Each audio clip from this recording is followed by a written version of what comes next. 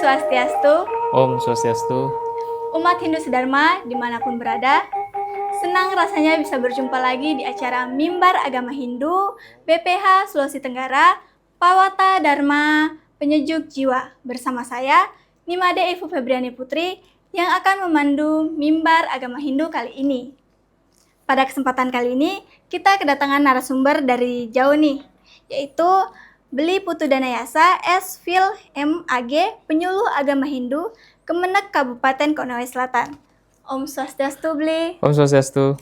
Bagaimana kabar hari ini, Beli? Astungkara sehat. Astungkara sehat. Ya. Baik, umat Hindu Sedharma, pada kesempatan kali ini kita memiliki tema yang menarik nih, yaitu mencari Tuhan dalam diri. Baik, semoga apa yang akan kita bahas nanti bisa bermanfaat bagi kita semua, terutama dalam menuntun dan memahami bahwa perjalanan spiritual itu tidak selalu harus jauh. Karena belakangan ini, tren Trita Yatra memang semakin meningkat, bahkan ada yang sampai ke India, Thailand, dan Eropa. Ini menunjukkan besarnya semangat umat untuk mendekat kepada Tuhan. Namun, di balik semua perjalanan itu, entah itu semua hanya FOMO atau memang kesadaran diri. Kita perlu ingat bahwa Tuhan juga dapat ditemukan sangat dekat, yaitu di dalam diri kita sendiri. Nah, baik Bli, apakah bisa memberikan gambaran kondisi umat kita sekarang dalam Semarak Trihita Yatra ini? Apakah hanya FOMO atau memang kesadaran mereka semakin membaik dalam pencarian Tuhan? Oke, ini menarik ya temanya. Mungkin kita awali dengan penganjali umat. Om Swastiastu. Om Swastiastu. Umat Hindu dimanapun berada, terkhusus para penonton setia channel BPH Sultra. Ya, ini hampir saya salah ngomong nih karena selain channel BPH Sultra juga ada channel Suluh Hindu Sultra. Dan ya Astungkara, kita berdoa semua dalam keadaan sehat dimanapun berada. Tema kita sangat menarik dan kalau kita telaah secara mendalam ini sangat-sangat sangat-sangat dalam, sangat-sangat teologis lah, karena kita bicara tentang Tuhan. Inggih. Tadi mungkin Ipo sampaikan terkait dengan fenomena Tirta Yatra. Iya.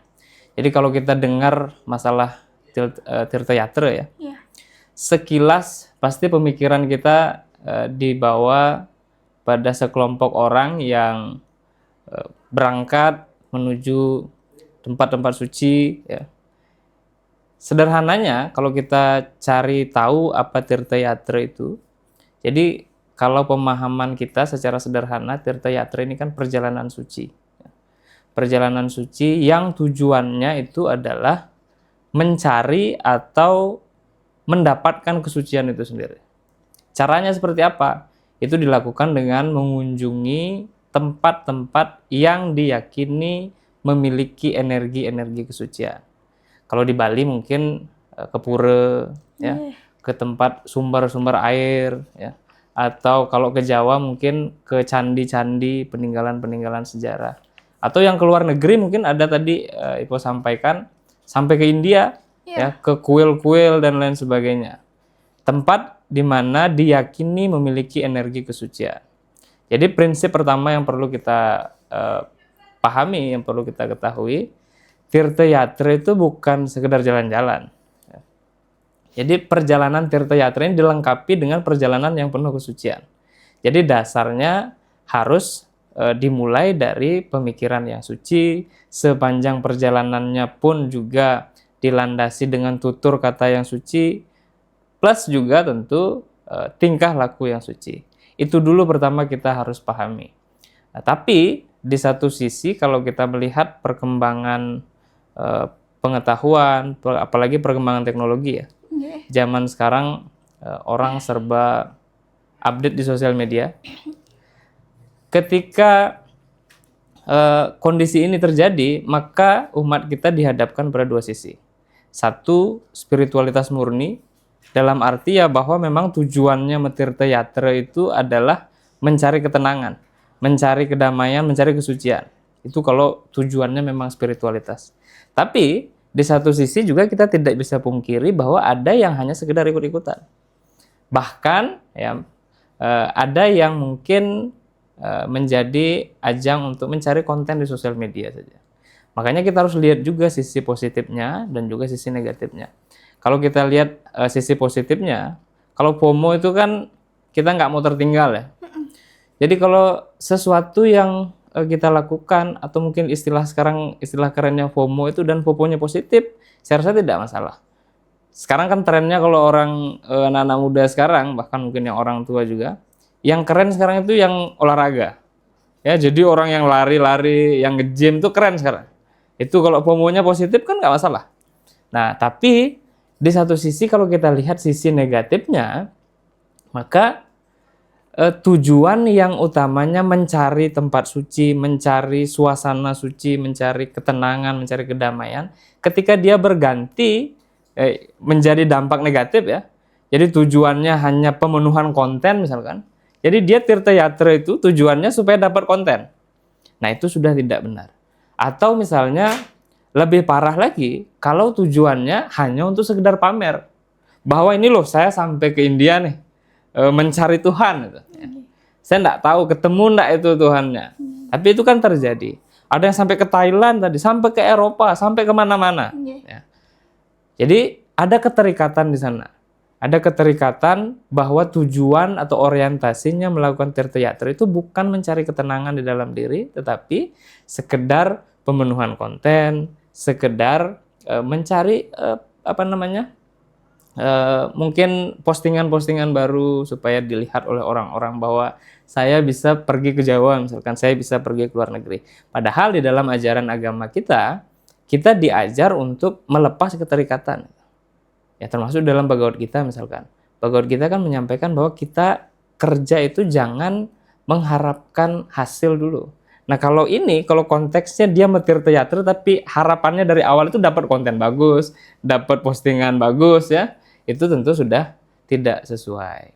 Makanya kita harus melihat fenomena ini dari dua sisi, positif dan negatifnya. Itu kalau dari saya. Wah, menarik sekali perbincangan kita kali ini ya, Bli ya. Nah, lalu tentang tema kita, bagaimana mencari Tuhan dalam diri. Menurut Bli, bagaimana sih konsep Tuhan dalam Hindu? Apakah seperti banyak pemikirannya umat di luar sana ya, selain umat Hindu, kalau kita ini punya banyak Tuhan, apakah itu benar? Ya, jadi memang ini ya, kalau kita ngomong Tuhan ini sebenarnya, ini kita berbicara tentang sesuatu yang jauh melampaui batas pikiran kita. Jadi tidak mungkin, apalagi saya ya, tidak mungkin saya pribadi ini bisa mendefinisikan tentang Tuhan yang sebenar-benarnya. Kenapa? Karena Tuhan itu kan sifatnya tanpa batas. Sedangkan kita manusia ini sangat terbatas. Jadi sangat-sangat sulit bagi makhluk yang terbatas berbicara tentang sesuatu yang tanpa batas. Itu pertama yang perlu dipahami. Tetapi bukan berarti itu menjadi menjadi alasan bahwa kita tidak bisa membicarakan tentang Tuhan. Nah, kalau kita bicara tentang Tuhan, dasar yang bisa kita gunakan tentu adalah kitab suci kita. Makanya kalau di dalam Tripermana itu ada agama permana namanya. Ada gurutah, ada sastratah, ya. Ada laukika sabda, ada vaidika sabda. Jadi belajar itu selain dari guru, ya dari pustaka suci. Ya, jadi satu kita harus percaya dulu dah sebelum kita ngomong jauh tentang Tuhan. Pertama kita harus percaya dulu kalau Tuhan itu ada. Karena keberadaan Tuhan itu menjadi salah satu dasar daripada keyakinan kita beragama. Jadi kalau orang beragama pasti dia yakin kalau dia punya Tuhan. Walaupun sepanjang hidupnya itu dia tidak pernah ketemu dengan Tuhannya misalnya. Ya. Tapi dasar kita beragama, ya wajib kita itu percaya bahwa Tuhan itu ada. Bagaimana kita bisa menyadari bahwa Tuhan itu ada? Sebenarnya banyak caranya. Misal, bagaimana kita melihat bahwa ya ini seluruh alam semesta yang megah ini kan tidak mungkin diciptakan oleh manusia. Ya, itu dulu. Kemudian kalau kita bicara tentang Tuhan, akan banyak sekali pertanyaan itu. Apalagi kalau orang-orang filosofis ya, itu akan banyak sekali muncul pertanyaan. Misalnya, siapa Tuhan itu? Kalau Tuhan menciptakan seluruh alam semesta ini, lalu siapa yang menciptakan Tuhan?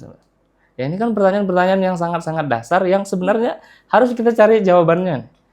Kemudian apa yang, mungkin pertanyaan lain, apa yang ada sebelum semua ini ada misalnya? Atau apa yang ada setelah semua ini nggak ada? Nah, kenapa misalkan kalau kita bicara tentang Tuhan, bicara tentang agama, kita selalu dibawa pada pemikiran kalau ketemu neraka, kenapa di neraka itu ada api? Kenapa harus dibakar itu dan lain sebagainya? Ya, ini kan pertanyaan-pertanyaan dasar kalau kita ngomongin Tuhan. Dan jawabannya itu pasti teologis dia. Jadi mengacunya ke sastra. Jadi misalkan ngomong masalah Tuhan, ya dasarnya kita hanya bisa menggunakan sastra. Makanya dalam ajaran agama Hindu disebutkan sastro yonituan.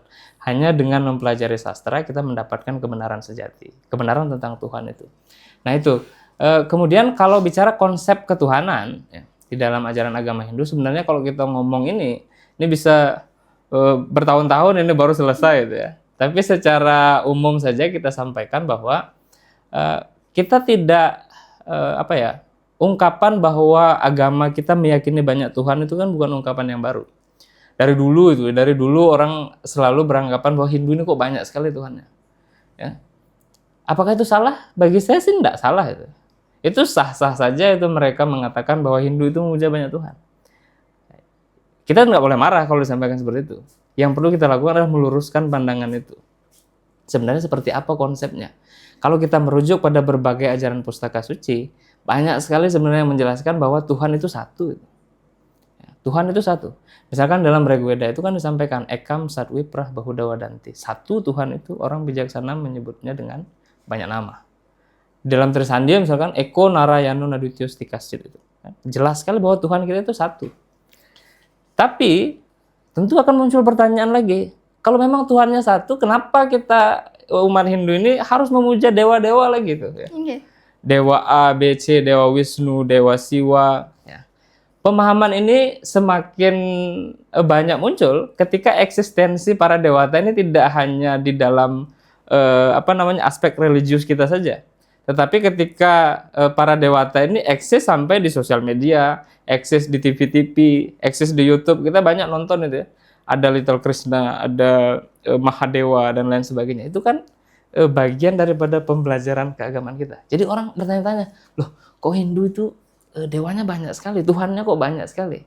Ya pertanyaannya atau penjelasannya secara mendasar bahwa para dewata ini bukanlah Tuhan yang berbeda ya. Artinya bukan Tuhan yang berbeda dengan Brahman itu. Jadi di dalam ajaran agama Hindu meyakini bahwa Tuhan itu satu dan termanifestasikan melalui banyak tugas dan fungsinya. Ketika dia sebagai pencipta misalnya, maka dia disebut dengan Brahman. Ketika dia memelihara, maka dia disebut dengan Wisnu. Ketika dia melebur, dia disebut dengan Siwa. Ini konsep dasarnya. Atau misalkan sederhananya kalau kita lihat matahari ya, kita anggaplah matahari itu adalah Brahman, Tuhan itu ya. Matahari itu tidak berdiri sendiri, ada cahayanya, ada sinarnya. Sinarnya ini memberikan vitamin lagi. Inilah kekuatan daripada manifestasi Brahman itu. Dalam ajaran agama Hindu kan Tuhan itu disebut dengan Brahman. Di Indonesia disebutnya dengan Ida Sang Hyang Widiwasa. Ya. Mungkin bahkan di Indonesia pun namanya berbeda-beda ya. Ada yang di Kalimantan, ada teman-teman di Keharingan menyebutnya dengan Ranjing Hatara Langit dan lain sebagainya. Nah artinya di dalam ajaran kita clear itu bahwa Tuhan itu satu. Kalau kita lihat sastra yang lain misalnya, kalau teman-teman, saya yakin umat kita sudah banyak juga mengetahui. Kalau kita lihat perjalanan Sang Atma setelah kematian ya, yang tertuang di dalam lontar Atma Prasangsa maupun Tutur Aji Pelayon, itu diceritakan bahwa Sang Atma ke Puradalem ketemu dengan Dewi Durga. Di sana diajarkan konsep ketuhanan.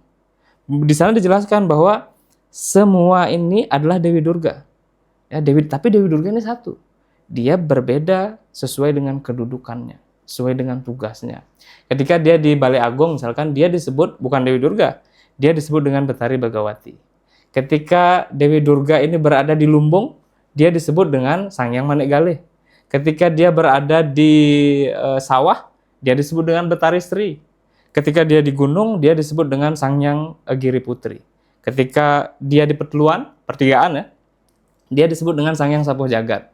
Di perempatan, dia disebut dengan Sang Hyang Catur Muka Catur Lokapala. Ya, ketika dia di Pemunan Setra, dia disebut Sang Berawi. Ketika dia di Penghulunan Setra, dia disebut Sang Kalika. Kan namanya beda-beda. Banyak sekali Tapi ya, Bli. sejatinya semua ini adalah Durga. Iya. Ya, dan Durga ini tidak lain adalah sakti daripada Dewa Siwa. Dan Dewa Siwa sendiri tidak lain adalah Tuhan itu sendiri. Jadi sederhananya seperti itu. Ya, makanya dalam ajaran kita disebutkan ekatwa anekatwa swalaksana betara. Yang satu menjadi banyak, yang banyak sumbernya sebenarnya cuma satu. Nah, itu konsepnya. Jadi kalau membahas Tuhan ini sangat jauh ya, Bli. Nggak selesai-selesai itu Nggak ya. selesai-selesai ya, Bli ya. Nah, Ya.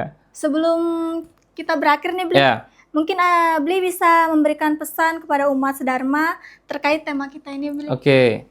Sebenarnya kalau tema kita mencari Tuhan di dalam diri, dalam arti bukan berarti kita harus menyalahkan orang yang mencari Tuhan keluar. Iya. Ya, saya beberapa bulan lalu sempat beli buku gitu, atau kebetulan atau tidak, baru semalam dibuka bukunya. Di sana judul buku itu Rahasiamu Rahasiaku kalau nggak salah. Jadi di sana di halaman pertama buku itu menceritakan bahwa ada seorang anggaplah kita sebut namanya siapa, Kadek ya misalkan. Dia berada di sebuah halaman nampak mencari sesuatu. Bingung dia, sebentar sedikit-sedikit dia meluruskan lagi badannya, kemudian dia tunggukkan lagi badannya karena kelelahan ya. Kemudian para tetangga itu akhirnya yang lewat secara bergantian, dia bertanya, apa yang kamu cari, Dek? Apa yang disampaikan oleh si Kadek ini? Saya mencari jarum saya yang hilang. Ya. Kemudian tetangga ini karena iba melihat si Kadek sibuk sendiri mencari jarum itu, dia bantu cari. Sampai siang hari itu dicari nggak ketemu-ketemu.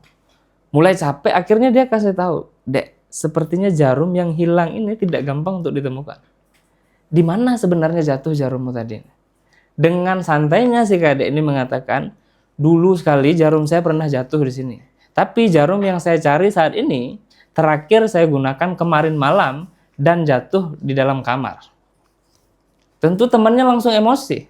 Loh, kenapa kalau jarummu itu jatuh di dalam kamar, kenapa kamu cari di luar? Apa jawaban si Kadek itu? Bagaimana mungkin saya cari di kamar? Ya, bagaimana mungkin saya cari di kamar? Di kamar saya itu tidak ada lampu. Melihat saja susah. Lebih baik saya cari di luar di tempat yang terang. Nah, inilah kondisi kita sebenarnya kalau kita lihat, kita itu kadang lebih memilih sesuatu yang nampaknya lebih mudah. Ya, kita mencari, begitu juga dengan mencari Tuhan. Jadi kita pikir bahwa ini kan prinsipnya dia mencarinya keluar. Iya. Padahal di dalam ajaran agama kita, semua sumber ajaran agama kita menyampaikan bahwa di dalam diri setiap makhluk ini ada Tuhan. Sarwam kalu idam brahman, segalanya adalah Tuhan. Wiapi wiapake nirwikara. Tuhan berada di mana-mana dan meresapi seluruh alam semesta. Bahkan ada yang menyebutkan aham brahmasmi, aku adalah Tuhan. Ya karena memang di dalam diri kita ini ada Tuhan di dalamnya. Inilah yang perlu kita pahami, bahwa kita tidak hanya harus fokus mencari Tuhan keluar, tetapi mari kita pelan-pelan mencari Tuhan itu ke dalam diri. Menyadarkan diri kita bahwa di dalam setiap makhluk, termasuk di dalam diri kita itu ada Tuhan. Sejauh ini kita tidak menyadari keberadaan Tuhan itu karena kita dibatasi dengan tembok yang sangat tebal, yang sangat tinggi, yang kita sebut dengan avidya, ketidaktahuan, kebodohan itu. Jadi jalannya adalah bagaimana kita sebagai umat Hindu terus belajar memahami dan menyadari keberadaan Tuhan itu ada di dalam diri. Jadi tidak sibuk kita misalkan harus ke India dulu nyari Tuhan. Belum lagi kalau di India misalkan pada saat sembahyang itu berdoa desak-desakan misalkan jadi marah-marah. Saya yakin nggak ketemu Tuhannya. Misalkan Piodalan di Bisakeh, misalkan kalau di Bali orang ke pura itu sampai bertumpuk-tumpuk ya, berdesak-desakan. Bagaimana kita bisa menemukan Tuhan di tengah kondisi yang tidak damai seperti itu? Jadi itu kuncinya. Ya. Malah nggak fokus jadinya ya, Bli ya. Iya. Jadi malah berantem kita, nggak ketemu Tuhannya. Iya. Ya. Ya, baik. Terima kasih Bli ya atas penjelasan yang begitu jelas dan mencerahkan. Dari penjelasan Bli kita semakin memahami bahwa Tuhan dalam ajaran Hindu itu esa. Dan perjalanan kita menemukannya sebenarnya dimulai dari diri kita sendiri. Dan semoga apa yang telah disampaikan pada kesempatan hari ini bisa bermanfaat bagi kita semua. Oke, bagi umat Hindu Sedharma yang ingin request tema mimbar agama Hindu berikutnya bisa komen di kolom komentar. Jangan lupa share video ini, subscribe, dan like video ini. Saya beserta kru mimbar agama Hindu yang bertugas undur diri, saya tutup dengan Pramo Santi. Om Santi Santi Santi Om.